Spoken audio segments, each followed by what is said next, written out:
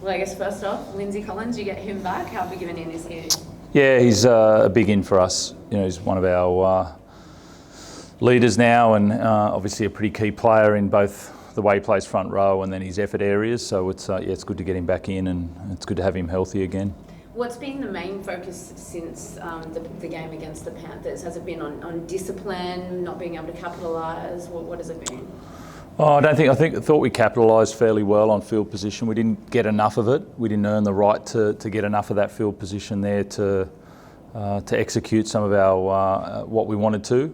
So, look, the focus hasn't shifted much this week on what we've been focusing on since November.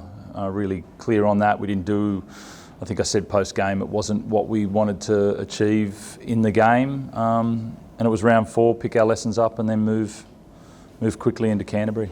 What have you made of the Bulldogs? They seem to have improved significantly defensively. The attack's still coming together, but what have you made of their start of the year? Yeah, you could see, obviously, they've had a couple of new additions there that have come in, and they're sort of building that combination in the way they want to play. And I think they were pretty disappointed early on, and then had a good turnaround, I think, against the Gold Coast there. So, looking forward to a contest, which looks like it's going to be a wet contest. I think we're both looking forward to this game. I'll get to the snorkels in a second. You mentioned the new additions, Drew Hutchison. Yep. Obviously played all over the shop here, but he gets that number 7 jersey. What have you made of him at halfback for Canterbury? Yeah, I mean, we loved having Drew. I think, what was it, maybe 5 years with Drew here. So we know him well.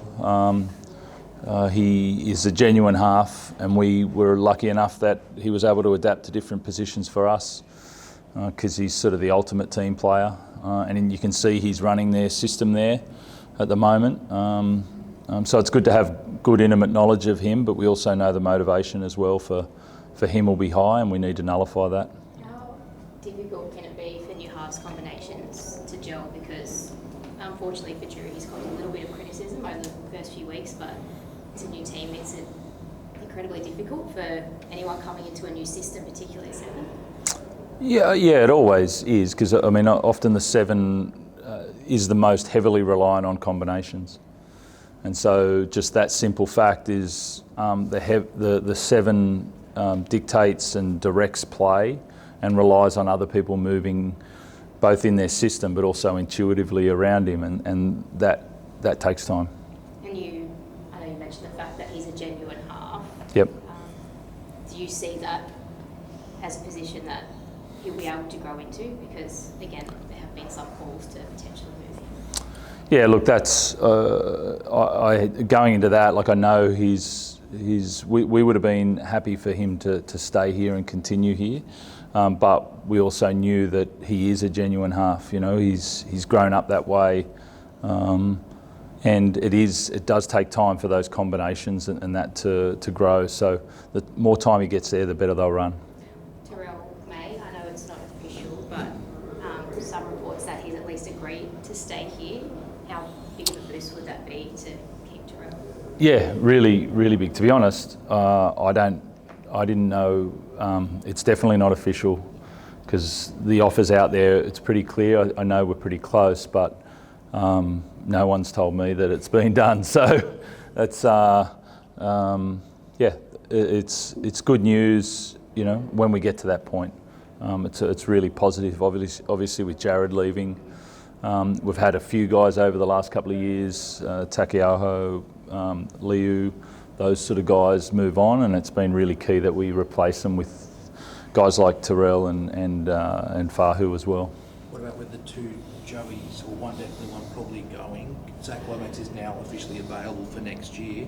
Yep. Has been obviously linked with the Roosters. Is that really? Believe it or not. Believe it or not. Is that something? No. You looked at it yet, or is it something? No, that's not. We've sort of got the centres that we want. We still need to add a couple of outside backs, but not in that price range. So simply, yeah. You're not going to go after? Yeah, no, we're not. Look, I just wanted to ask on the weather. I mean, it might just be a light shower, cool 100 mil. Does Yep. anything actually change for you, or is it just still the same footy? You don't change, but you refine your system directed towards the weather. So you have to sort of emphasise certain areas of your game a little bit more. You have to be really clear on some things, especially skill-based sort of activities there that make sure you need to be a bit more dialed in. So that's important, but it doesn't change the way that you go back. You go back to what you do well, but you have to be really meticulous in the way that you do them when there's a lot of rain. Angus has won back his starting spot on the Yep. bench. What have you made of that progression from reserve grade to the bench and now starting? Yeah, so he didn't trial as well, so there's a bit of a shootout there in the back row for us.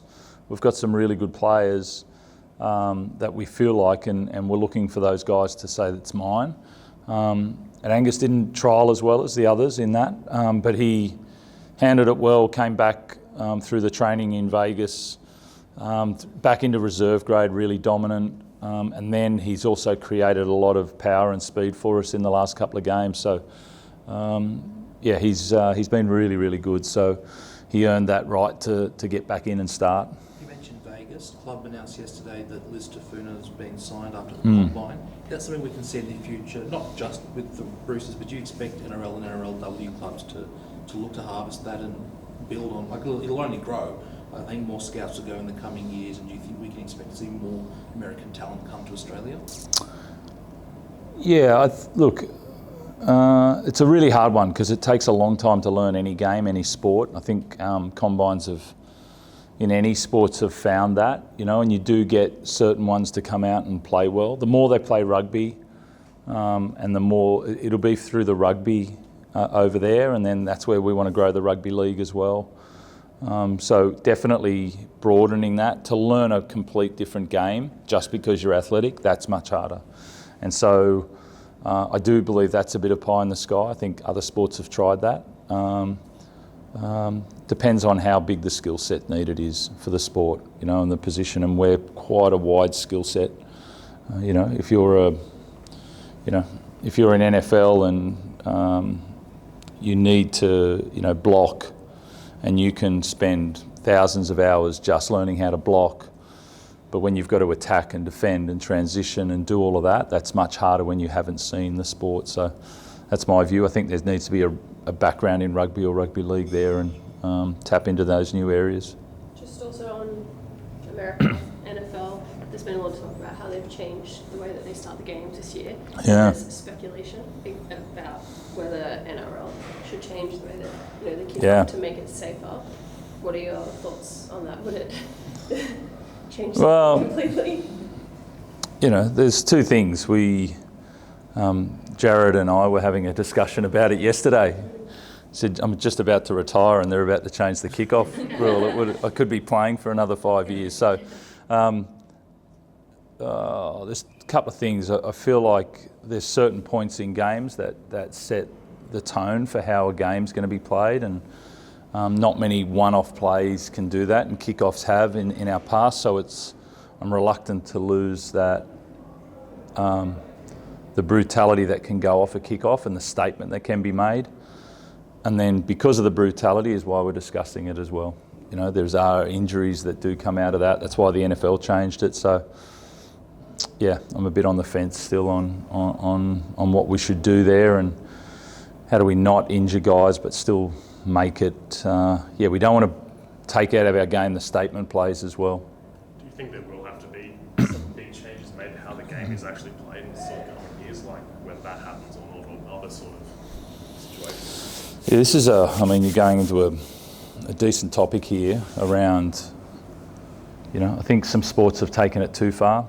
We are a contact sport, so we're not going to go away from being a contact sport.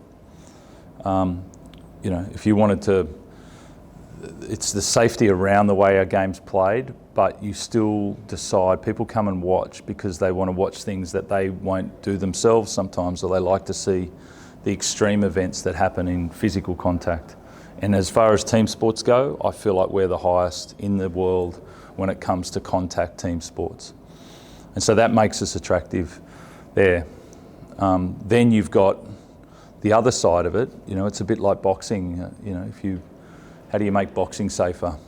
The way to make boxing safer is to make better rules within the ring, about how does someone get protected when they're in the ring if something does happen, and then what happens outside of the ring.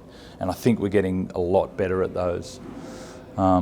So, yeah, how do we hold the essence of our sport and the uniqueness of it and protect our players? I think we've got to keep heading in that path, but not make some game-changing decisions that other sports have made that make it unrecognisable to the contact sports.